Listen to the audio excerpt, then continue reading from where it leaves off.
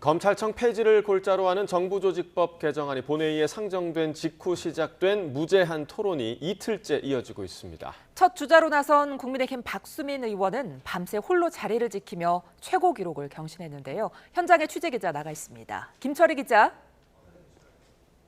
네, 국회입니다. 네, 어제 저녁쯤에 필리버스터 시작 소식을 전해드렸는데 날이 밝도록 토론이 끝나지 않은 거죠?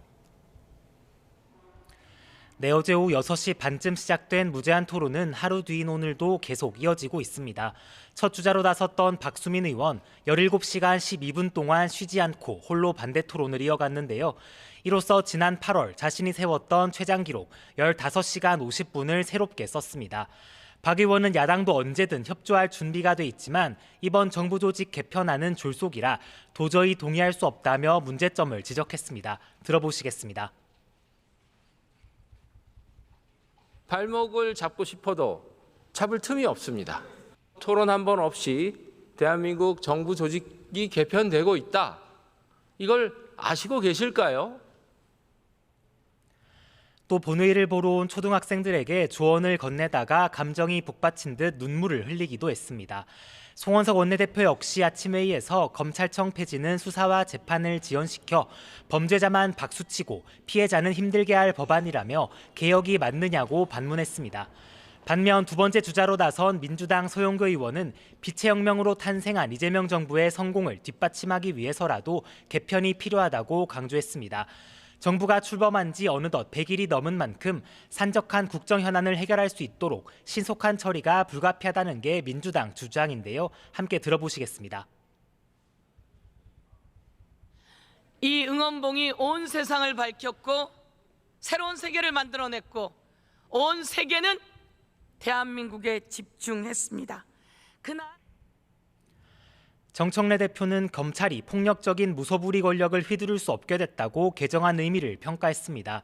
여당은 어제 이미 토론 종결 등 동의안을 본회의에 제출한 상태인데요.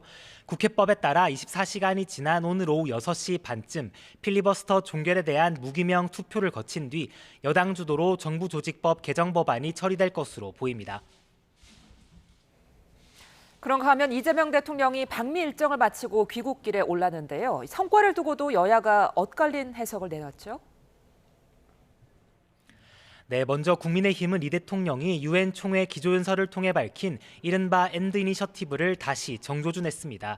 대한민국 안보를 위태롭게 하는 위험한 발상이라며 비핵화에 대한 구체적인 대안 없이 사실상 북한을 핵 보유국으로 인정했다고 비판했습니다. 교착에 빠진 대미 관세 협상 문제도 거론했는데 트럼프 대통령 주재로 열린 환영 만찬에 이재명 대통령이 불참한 걸 두곤 국익을 위해 가랑이 밑도 갈 수 있다던 자신만만한 모습은 어디 갔느냐고 비꼬았습니다. 반면 민주당은 이 대통령이 안보리 상임이사국 자격으로 회의를 주재한 걸 부각하며 성과를 부각하는 데 집중했습니다. 국제적 위상이 높아진 게 실감난다며 대한민국과 이재명 대통령이 자랑스럽다고 했던 건데요.